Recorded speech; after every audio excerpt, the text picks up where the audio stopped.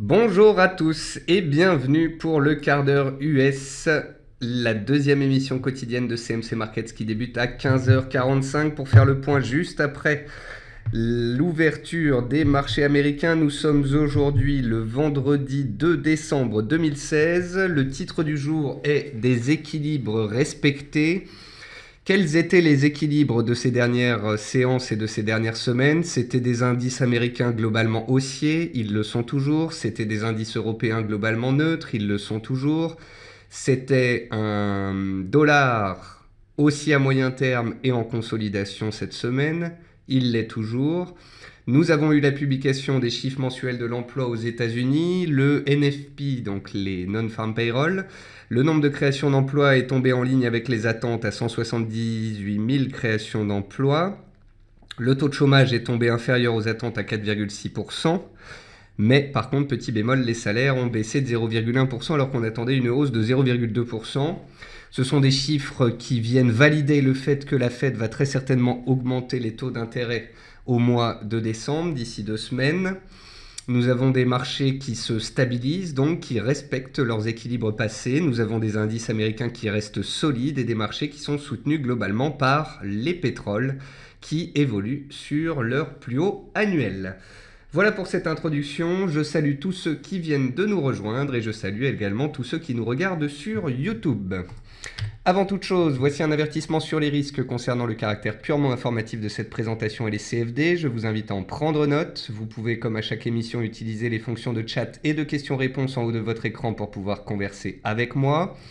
Dans cette émission, on verra les derniers mouvements intraday, ce qu'il se passe sur les actions européennes, les statistiques et le chiffre du jour, les actualités aux États-Unis, une figure graphique reconnue par la plateforme de CMC Markets, et bien évidemment, je répondrai à vos éventuelles questions. En termes de mouvement intraday, le S&P 500 est posé sur les 2188 points. Ce sont ses anciens plus hauts historiques qui datent du mois d'août. Pour l'instant, le S&P consolide sur ce seuil. Il est monté pendant 3 semaines consécutives. Il a touché des nouveaux records historiques en semaine. Et puis cette semaine, on a stabilisé, on est revenu tester les anciens records. On est venu faire une petite consolidation sur ce support qui pour l'instant tient bon et est le pivot pour la suite. Tant qu'on tient au-dessus de ce seuil, la tendance reste haussière. Le CAC 40, lui, a glissé vers les 4500 points en amont du référendum italien. Il y a un petit peu de prudence de la part des opérateurs européens. Néanmoins, le CAC 40 testait les 4500 points. Il les a tenus après le NFP et étant donné que les indices américains sont solides, il est remonté un petit peu. Il tient son support. Il reste aussi à moyen terme.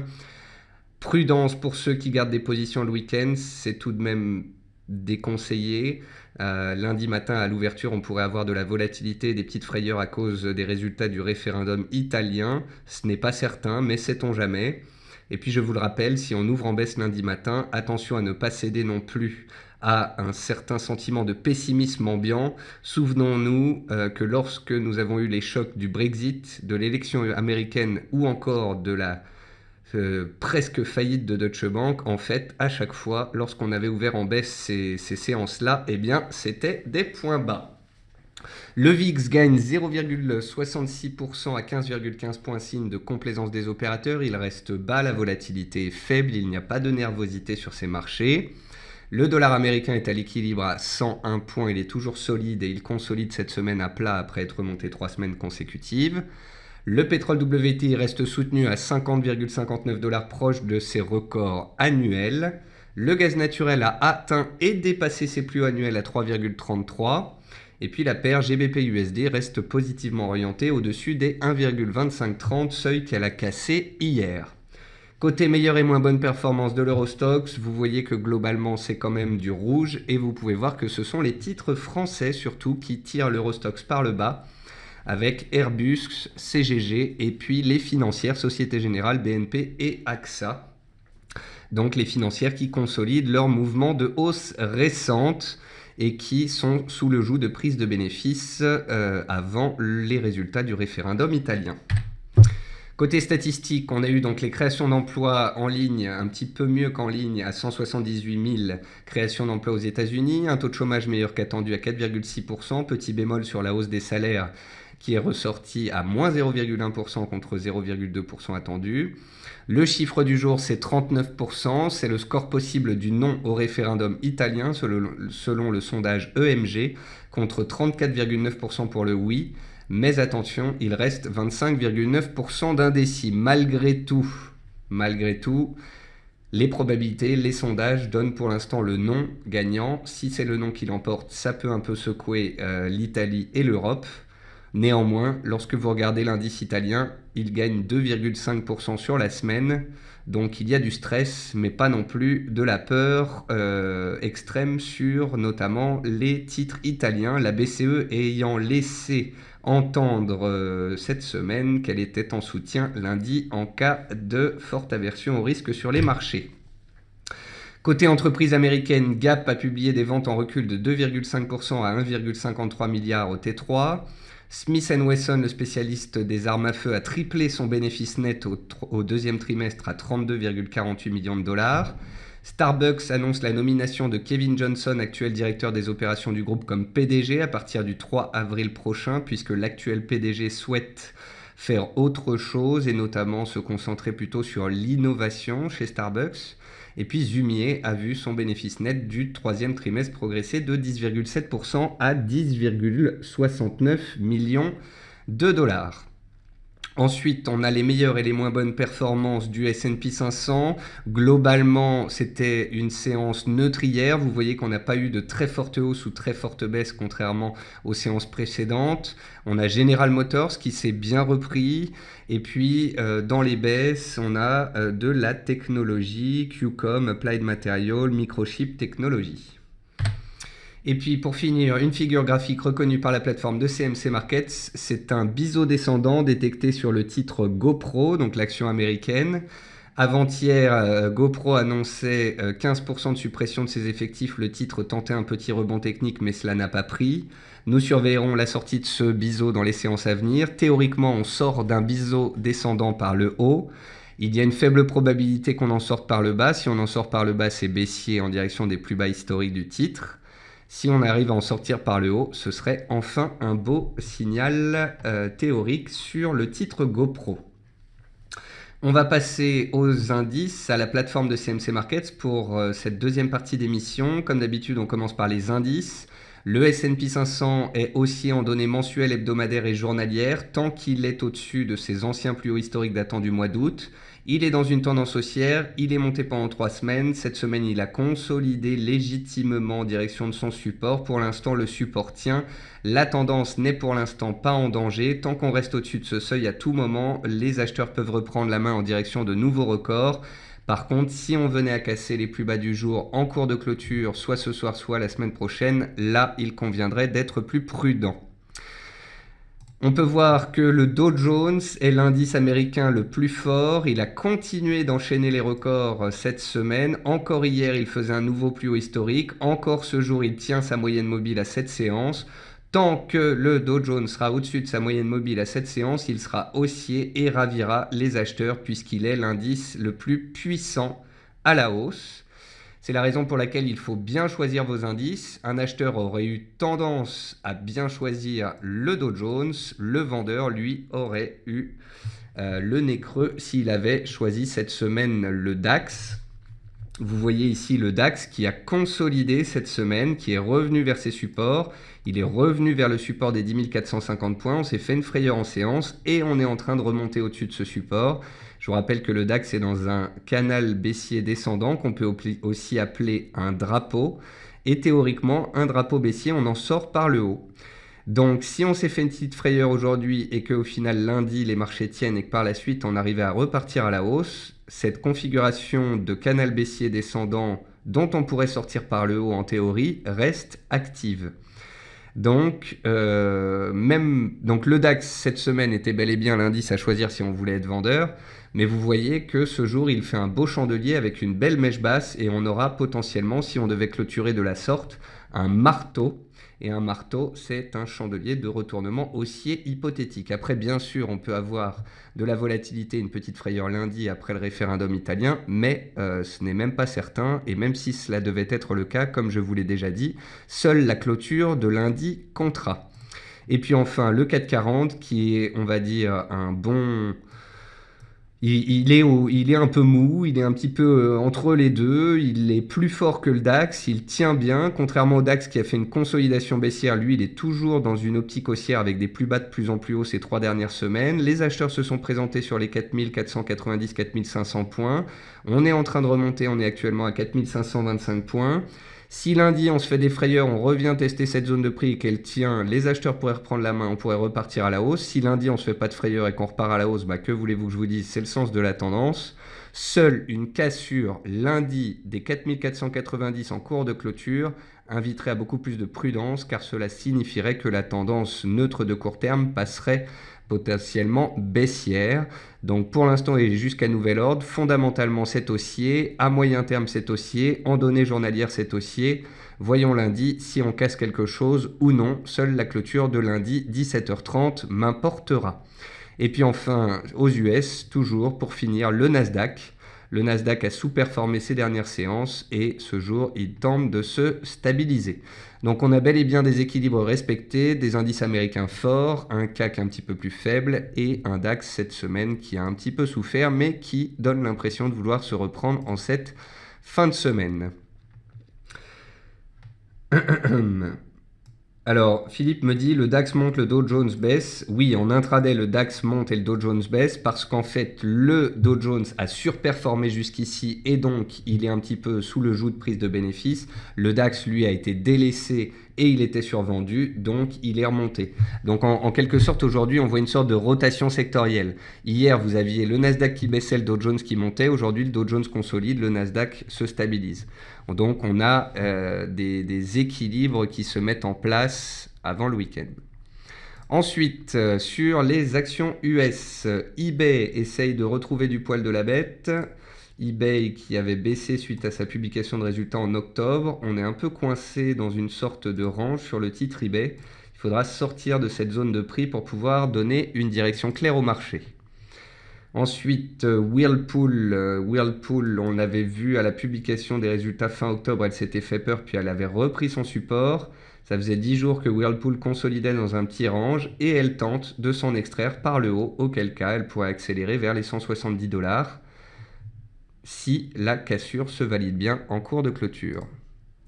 US Steel Corporation, c'est une magnifique tendance haussière qui perdure et ce jusqu'à nouvel ordre. Sur ce genre de titres très fortement haussiers, mais qui sont difficiles à suivre de par leur volatilité, on peut tracer comme ça des obliques qui passent par tous les plus bas et qui permettent de cadrer la tendance. First Data Corp, c'est un titre où on avait vu ensemble une résistance, elle n'est pas passée, donc c'est désormais très neutre. Dollar Tree, ça se stabilise, rien de spécial à dire là-dessus. Ford, on a vu qu'il y avait un mouvement haussier qui avait débuté hier. Les acheteurs gardent la main, mais vous voyez que le titre a un petit peu reflué parce que plus on monte, plus on s'approche d'une oblique baissière de moyen terme à laquelle il faut faire attention. Netflix reste bien orienté, stable cette semaine. Groupon, un petit peu sous pression, essaye de s'accrocher à ses plus bas. C'est pas très beau, ça m'intéresse pas trop comme configuration. Illumina, elle essaye de s'accrocher. Ah non, elle a cassé. Elle a cassé. Ouais, c'est pas très clair. Si on prend les plus bas du mois de mai, on est pile poil dessus. Si on prend vraiment les plus bas de mai sur ce titre Illumina, qui a touché 127,50$ en mai, on a touché 127,50$. On est même allé en dessous hier, aujourd'hui. Donc là, on est sur le fil du rasoir sur ce titre. S'il n'y a pas de réaction ici, attention à un redémarrage baissier. Et puis vous voyez qu'on n'a absolument pratiquement aucun titre en baisse de plus de 1% dans ma liste. Amazon continue sa consolidation après les chiffres du Black Friday et du Cyber Monday. On assiste à des prises de bénéfices légitimes. Il ne faut pas oublier que ce titre était à 470$ en février et qu'il est monté pratiquement à 850$. Donc on a pratiquement doublé en l'espace de 6 mois. Donc une consolidation légitime est tout à fait compréhensible. Après, on va regarder les matières premières. Olivier me pose une question sur les bovins engraissés. On va regarder ça tout de suite. Alors, concernant les matières premières, on commence par les hausses. À noter une belle réaction du platinium. Le platinium est baissier depuis le mois d'août. Il est sous pression baissière, mais il est venu toucher un support clé hier. Ce sont ses plus hauts de janvier qu'on a cassé violemment en février. On est revenu se poser dessus hier, on a eu une belle réaction et les acheteurs semblent reprendre la main à court terme, donc à surveiller un hypothétique retournement du platinium qui fait de la résistance. Ensuite, le pétrole Brent, nouveau record annuel hier et les acheteurs n'en démordent pas aujourd'hui. On est potentiellement encore en train de grimper et d'inscrire un nouveau plus haut annuel en cours de clôture. Les acheteurs gardent la main et ce jusque nouvel ordre. Ce mouvement sur le pétrole est absolument magnifique et il pourrait, s'il continuait de grimper, tirer le secteur énergétique afin de permettre aux indices boursiers de finir l'année en beauté. L'argent se stabilise à plat posé sur son support des plus bas d'octobre dernier, mais c'est très très neutre. Le pétrole WTI, il a un petit cran de retard sur le Brent, il est sous ses plus hauts annuels, mais tout comme le Brent, il reste parfaitement orienté à la hausse. On verra la semaine prochaine si les plus hauts annuels cassent ou au contraire si on assiste à une consolidation horizontale. Les cours du jus d'orange sont toujours soutenus et approchent de leur plus haut historique. Voyons si les plus hauts cassent ou si une réaction baissière a lieu sous ce seuil. Les cours du blé sont sur leur plus bas annuel. On verra si une réaction a lieu. Si tel est le cas, on la suivra et j'écrirai très certainement une stratégie à ce sujet. Si au contraire, on met les plus bas en danger ou on les casse, je laisserai la baisse se faire. L'or reste complètement neutre, délaissé puisque le dollar reste fort. Et puis dans les baisses, on retrouve le riz, sur lequel je vous ai fait un petit papier hier, dans lequel je vous écrivais que le riz avait positivement réagi sur les 9,20 et était compris dans un range entre 9,20 et 9,75. Il faudra surveiller dans les séances ou semaines qui viennent. Si on casse cette résistance, ce serait un hypothétique signal haussier et la validation d'un retournement. Tant qu'on reste dans ce range, je suis attentiste. Le coton, il est toujours dans son triangle et j'en attends la sortie, soit par le haut au-dessus des 72, soit par le bas sous les 69. En attendant, c'est neutre, ça ne m'intéresse pas. Ensuite, les bovins engraissés, on consolide un petit peu après être bien monté ces dernières semaines. On est passé de 118 à 134, on a gagné 10% à la hausse. Tant que les cours des bovins engraissés sont au-dessus du range ici, la tendance est haussière. Ce qu'il est intéressant de noter, c'est qu'on a ouvert un gap lundi, vendredi dernier on a ouvert un gap, mardi on a failli le fermer, et en fait c'est avec le point bas du jour qu'on est venu pile poil clôturer le gap qu'on avait laissé ouvert vendredi dernier. Donc je trouve ça intéressant qu'on ait comblé ce gap, et tant qu'on reste au-dessus, c'est quand même haussier. On a des plus hauts de plus en plus hauts, des plus bas de plus en plus hauts. Seul un retour sous les 128,60 invaliderait les perspectives haussières sur les bovins engraissés. Enfin, le gaz naturel avait donné un signal fort lundi il y a 2 semaines avec un gap d'éjection, avait donné un signal fort lundi avec un gap de continuation, a été chercher ses plus hauts annuels, sa zone de résistance. Je vais un petit peu opter pour la prudence désormais. Jusqu'ici, je vous faisais une analyse factuelle de la situation, mais étant donné le niveau de surachat et la hausse récente, un petit peu de prudence quand même ne ferait pas de mal. Et enfin, le sucre atteint notre deuxième objectif théorique. Souvenez-vous, fin octobre, je vous traçais ce triangle sur le sucre et tous les jours, je vous disais attention, surveillons cette sortie de triangle car quand elle aura lieu, elle sera violente. On est sorti à la baisse. Ce qui n'était pas évident, c'était ce pullback un petit peu violent sur la borne basse du triangle avant le redémarrage baissier. On a atteint les 19,50 qui était un premier objectif. On a atteint aujourd'hui les 18,50 qui était mon deuxième objectif. Hier, Olivier me disait, peut-on se placer à l'achat sur ce seuil support des 18,50 ? Et je lui disais, Olivier, en données mensuelles, on est au début d'une correction. En données hebdomadaires, c'est extrêmement baissier. En données journalières, c'est extrêmement baissier. On est dans une tendance baissière matérialisée par une oblique baissière. Si et seulement si on fait une superbe réaction sur ce seuil, alors on verrait. Si et seulement si on cassait cette oblique en bleu, la tendance changerait. Mais en attendant, et ce jusque nouvel ordre, ce sont les vendeurs qui ont la main et la baisse pourrait perdurer. Et puis, les devises pour finir.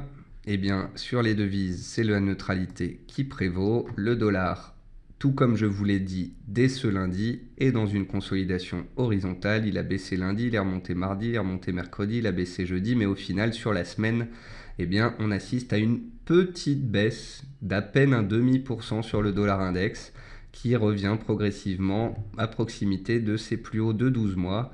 Le dollar index est dans une tendance haussière de moyen terme, mais à court terme, il est dans une consolidation qui pourrait peut-être un petit peu durer début de semaine prochaine, puisque l'on va s'approcher de plus en plus de la réunion de la Fed du 14 décembre prochain. Du coup, le dollar baisse un petit peu. Ça permet à une paire comme l'AUD de se reprendre. L'AUD, je vous avouerai qu'il n'est pas très clair. Il donne des signaux haussiers-baissiers tous les 2 jours. C'est pas une situation graphique très claire. L'euro-dollar, lui, il était très solide cette semaine puisque le dollar consolidait et on est remonté vers les 1,0690. Ce sont les plus hauts du jour, ce sont les plus hauts de lundi. Si en début de semaine prochaine, le dollar consolide et que l'on casse les 1,0690 sur l'euro, on pourrait aller en direction des 1,0750, 1,08. Tant qu'on reste sous les 1,0690, attention, la tendance de fond reste baissière. Ensuite, la paire la plus forte de la semaine, c'est la livre. La monnaie la plus forte de la semaine, c'est la livre. Plus forte que le dollar. Elle monte pratiquement depuis donc mardi tous les jours. On a donné un signal haussier hier. Les acheteurs gardent la main aujourd'hui. Et l'objectif haussier théorique de la livre se situe dans la zone des 1,28, 1,2850, zone qui pourrait être rapidement ralliée si le dollar consolidait début de semaine prochaine. Voilà pour ce point complet de fin de semaine. Les équilibres sont respectés, le dollar consolide, les indices restent forts. Le CAC 40 a tenu son support des 4500 points. Le référendum italien va peut-être engendrer un peu de volatilité lundi. Mais si ni Trump, ni Deutsche Bank, ni le Brexit n'ont réussi à faire chuter les marchés, je ne vois pas pourquoi un référendum italien changerait la donne. Sur ce, je vous donne rendez-vous lundi matin. Je serai le plus tôt possible sur les réseaux sociaux, peut-être même dès dimanche soir. Et puis je vous retrouve lundi à 10h pour faire le point ensemble dans la matinale. Passez tous un très bon week-end. Faites attention aux positions si vous en gardez pendant le week-end. Et à lundi matin en grande forme. Au revoir à tous.